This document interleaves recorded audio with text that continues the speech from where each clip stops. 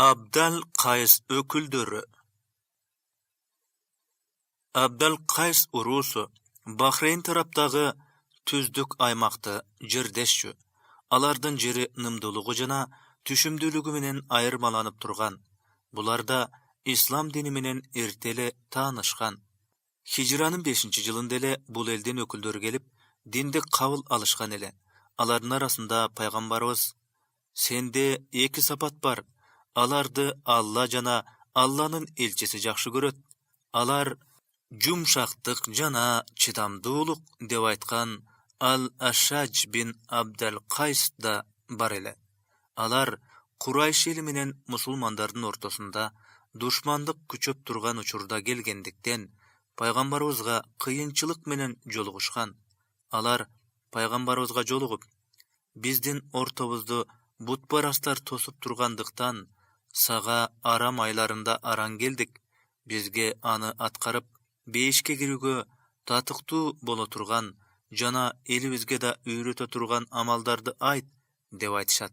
Paygambarыбыз sallallahu aleyhi ve sellem alarga "Men silerdi 4 türdü işti atkaruga, 4 türdü işten tyýyluga çakyram" deyit da, Allah'a iman geltirüge, başkaça aytkanda bir Allah'dan başka sıyınuga, tatykty eç nerse jok dep aytuga, namaz okuga, zeket berüge jana oroza garmaga buýruýmyn dep alarga dindin negizgi mildetlerini öýretet.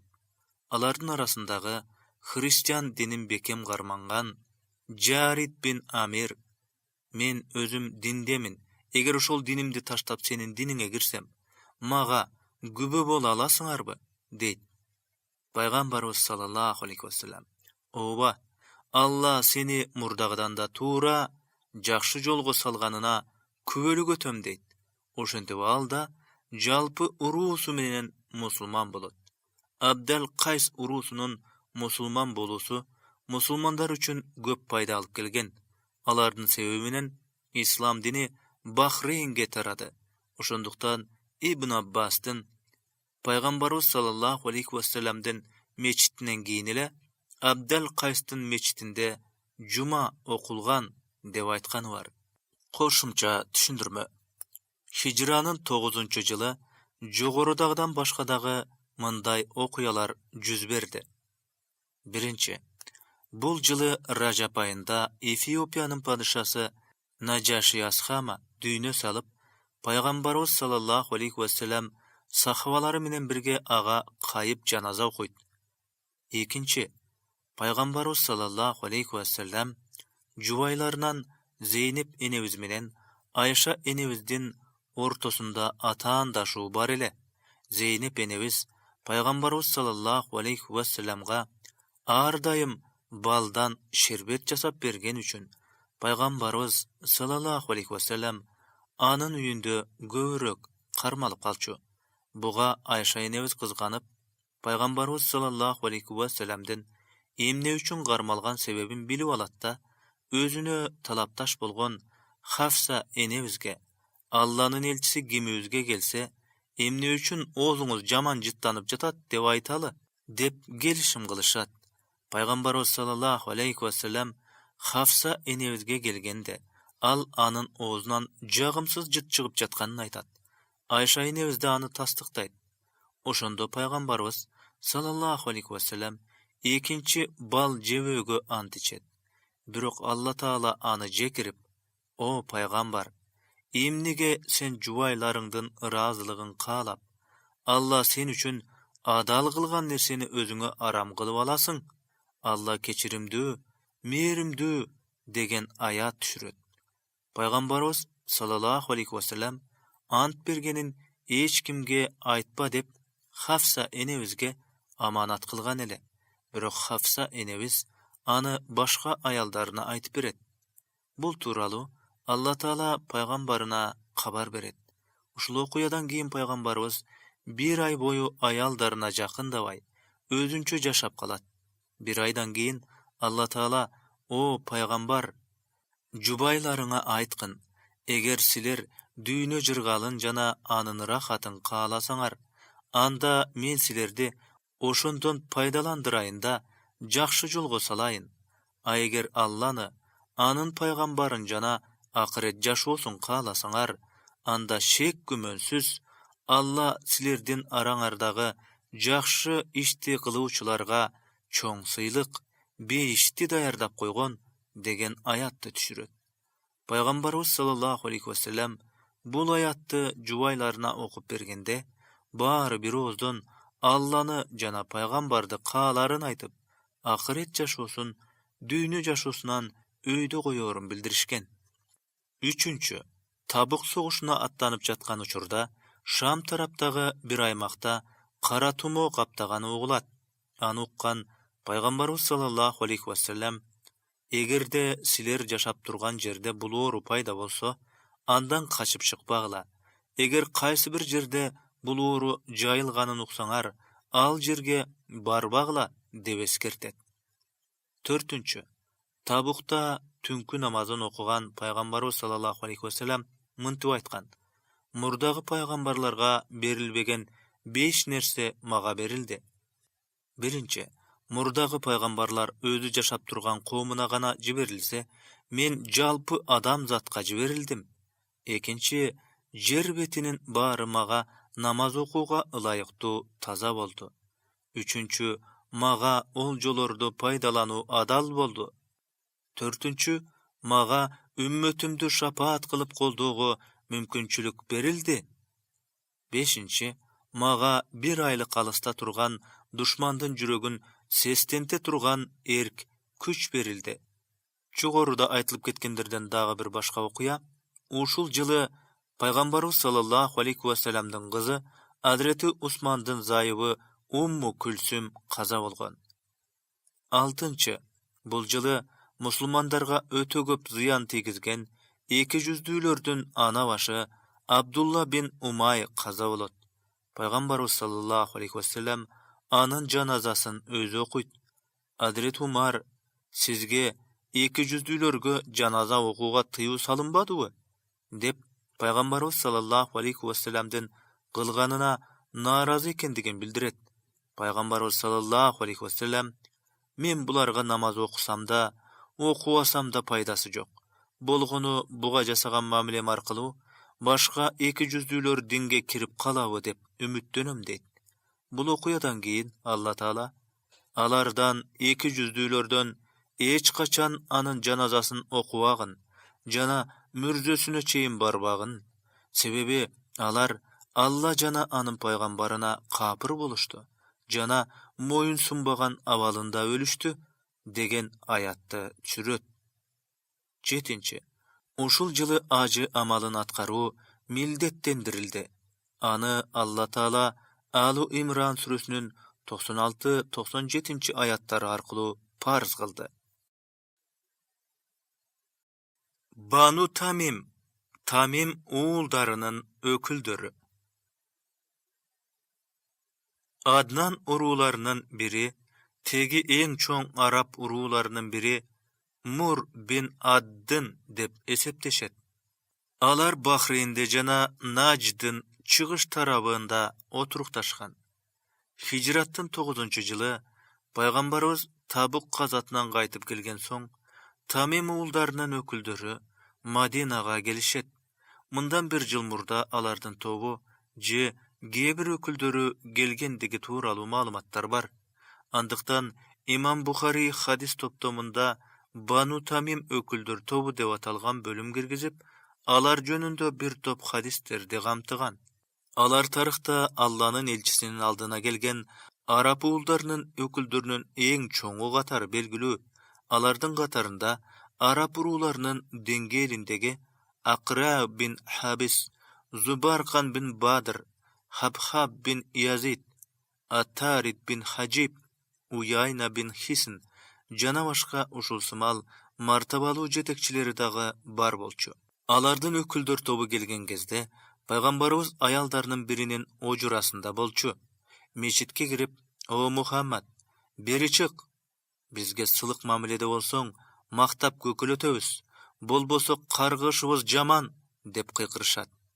Алардын бул жоругуна пайгамбарыбыз ызаланып, жаратканда бул жаатта мындай дейт: Чындыгында, бөлмөлөрдүн артынан сага кыйкыргандардын көбү акыл калчашпайт. Эгер сен алардын алдына чыкканга чейин сабыр кылышса, анда өздөрүнө жакшы болор эле.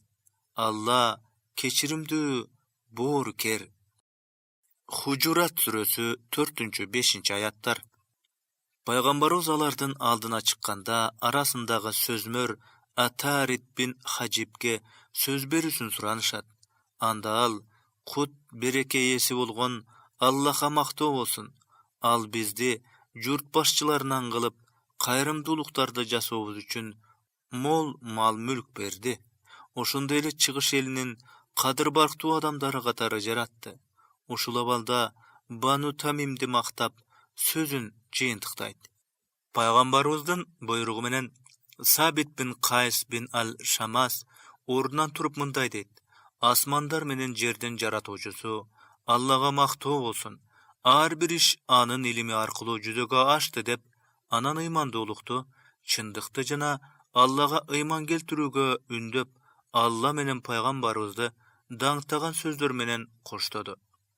Ал учурда Тамим акыны Зубаркан бин Бадр ордунан туруп, пайгамбарыбыздын алдында касыйда, ырсаптарын айта баштайт. Уруусу Бани Тамимди мактаган сөздөргө басым жасап: Биз сыйлуубуз, эч бир тирүү жан тең келбеген, падышалар, журт башчылар чыккан бизден. Акын ырын жыйынтыктаган соң, пайгамбарыбыз Хасан бин Сабитти акындын ырсаптарына жооп берүүгө чакырат. Анда Хасан нускалуу ырсаптар менен жооп кайтарат. Хасандын ырсаптары ислам дининин негиздерин өз кучагына алып, аны менен пайгамбарыбызды алкыштады. Бул сөздөр Зубаркан менен Хасандын ортосунда дагы да ырсаптарын пайда кылды. Акырында Акра бин Хабис: Атаң үргүлсүн, бул инсанга бүтүндөй жакшылыктар берилиптир. Сөзмөрү биздин өкүлдөн да чечен, акыны да чебер, үндөрү да биздикине караганда кооз экен дейт. Ошентип алар ислам динин кабыл кылып, пайгамбарыбыздан таалим-тарбия алышат. Пайгамбарыбыз саллаллаху алейхи ва саллям таалим-тарбия берүүгө сахабаларды дайындаса да, кээ бир маселелерде Алланын элчисине кайрылып турушчу. Имам Бухари хадис топтомунда Имран бин Хусайндын мындай дегенин баяндайт: Бану Тамимден бир топ адам пайгамбарыбызга келишкенде, пайгамбарыбыз сүйүнүчкө бет алгыла, келгиле, о Бану Тамим дейт. Алар: о Алланын элчиси, сүйүнчүлөгөнүңдү бергин эми деп сураганда, пайгамбарыбыз бир аз да болсо бул сөзгө сестене түшөт. Ошол учурда Йеменден да бир топ адамдар келет. Пайгамбарыбыз саллаллаху алейхи ва саллям: Бану Тамим кабыл албаса, анда силер сүйүнүштү кабыл алгыла дейт. Анда алар: о Алланын элчиси, кабыл кылдык деп жооп берет. Пайгамбарыбыз саллаллаху алейхи ва саллям уруксаат берип, Тамим уулдарынын өкүлдөрү журтуна кайтарда, аларга жетекчи дайындоодо Абу Бакр разияллаху анху менен Умар разияллаху анху экөөсү эки ача пикирде болот. Имам Бухари хадис топтомунда камтылган хадисте Абдулла бин Зубайр мындай дейт: Бану Тамимден өкүлдөр пайгамбарыбыздын алдына келгенде, Абу Бакр разияллаху анху аларга Киқа бин Муаббад бин Зуарраны жетекчи катары дайындаңыз дегенде, Умар: жок, Акра бин Хабисти жетекчиликке дайындаңыз деп айтат. Анда Абу Бакр разияллаху анху: менин оюма каршы чыгууну кааладың дейт. Умар разияллаху анху: андай максатым жок деп жооп берет. Ошентип талаш тартыштан катуу кыйкырышат. Ошондон улам төмөндө баяндалган Алланын аяты түшөт. Эй ыймандуулар, Алладан жана анын элчисинен алдыга умтулуп кетпегиле, чектен чыгып аша чаап кетпегиле деген маани. Алладан корккула, чындыгында Алла угуучу, билүүчү. Эй ыймандуулар, үнүңөрдү пайгамбардын үнүнөн бийик көтөрбөгүлө. Анткени amalıňar jokka çykkanyn siler sezbey galasıňar. Banu Amir, Amir uğuldarının öküldörü. Banu Amir bin Sa'sa Qays ilandan, alimi al Mudardan taragan. Najd'dın çeginde Madinaga jakynky aymakta oturuktaşkan. Paýgambarymyz sallallahu aleyhi ve sellem gebir sahabalarının ügüt işlerine jüberip, alar tarıhta belgili bolgan Biru Mauna okuýasynda öldürilgen. Banu Amir öküldür tobu gelişet. Alardın arasında Taşbur Amir bin Tufail da bar bolçu. Al Biru Mauna okuýasynda Paýgambarymyzdyn sahabalarına karşı görüşken ile. Paýgambarymyz sallallahu aleyhi ve sellem İslam dinin kabul aluga çakırganda, Amir bin Tufail, İslam dinin kabul kılsam, maga kanday mamile jasaýsyň? Paýgambarymyz sallallahu aleyhi ve sellem, jalpy musulmandarga jasaganday mamile jasaýym. Alardan emne talap kılınsa, senden da oşonu talap kılam. Maga bir tapşırma beriňiz. Saga da, jurtuňa da daýynday turgan jumuş dele jok. Bar bolgonu atjan askerlerge gömökdeşe jür. Azır dele Najd aýmagynda alarga gömök berýüdemin. Anın orduna maga tüýşüktü delgen örön tala jumuşun alem özüňizge kıştak mildetin alıňyz. Jok. Jok deýsizbi? Andan ary paýgambarymyzdy gorkutup, sözün ulay, birok silerge attarynda, adamdarynda goşa berem degende, Paýgambarymyz sallallahu aleyhi ve sellem, Allah anday kılıuňa jol berbeýt. O Allah, Amir bin Tufailga karşı turuda maga jardam ber deyt. Oşentip, tamagy dartka kabylyp, oorusuna çydabaýsyzdap, akyry darttan ulam, üýünde kaza boludan gorkup, uloosun minip üýünden çygyp ketet. Akyry oşol awalda jürüp oturup, kaza bolat. Any menen goşo gelgenderdiň gatarynda Arbat bin Qays da bar bolçu. Ekösü paýgambarymyzdy öldürүү maksatda gelgen bolçu. Maksat eşik aşpay jurtuna gaýtyp ketet. Allah'a bolgan mamilesi da naçar bolgonduktan bizdi Muhammad bir nersege tabynuga çakyrdy. Eger oşol nerse aldymda bolsa, aga naýza saýyp almakmyn deyt. Oşondan birje 2 gün ötböy çagılganga gabylyp, örtlenip kaza bolat.